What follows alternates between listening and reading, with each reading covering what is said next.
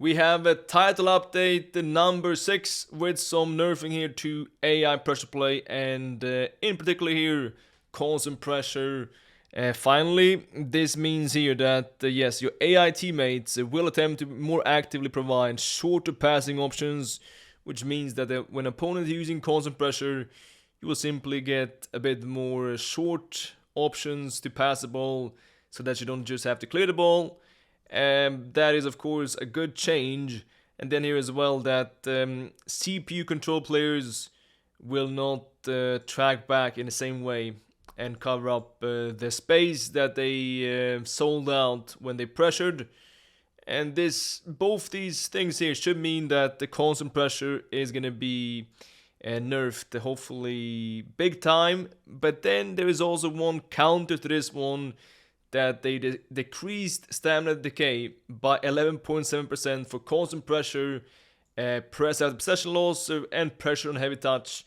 This means that they will have more stamina when pressing, and this is weird because they're just going back and forth with this. Some patches decreasing stamina, and some patches here as well improving stamina. Seems like they have a hard time to find the right balance to this, and I think the best way going forward will be to just remove all these AI press tactics and let people defend and press manually.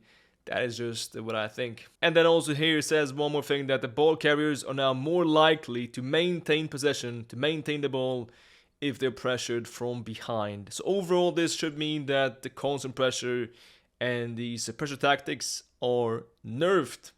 And that is a good thing, of course. And then we have minor changes here, that sometimes your defenders could slow down from through passes, and lofted ones here that they could just freeze kind of. And yes, as every patch as well, that you're more likely to make here a consistent tackle. But that is, I think, just some bullshit, because that is how it is in every patch. Then you come back and play, and you have the same 50-50 rebounds coming back to the opponent in his favor.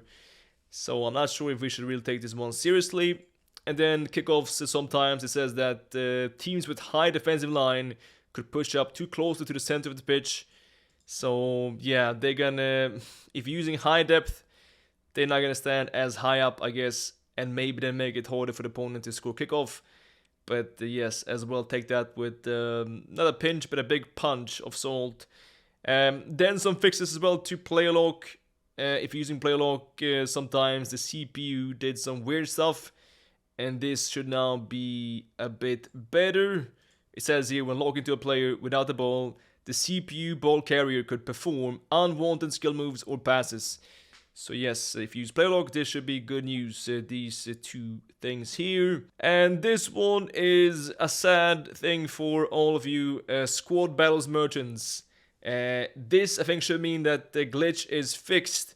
We could just shield the ball and drop your controller and then just go and chill while your squad battles game was being played by itself without the CPU scoring. It says now that in some situations, the CPU AI could not win the ball back if the human control player was shielding the ball. And I think that refers to that squad battles glitch. That is now unfortunately then fixed. We have to find something new instead. And then, as every patch says here, improved referee logic. Well, let's see about that. But the main thing, of course, big thing, is this nerf here to constant pressure.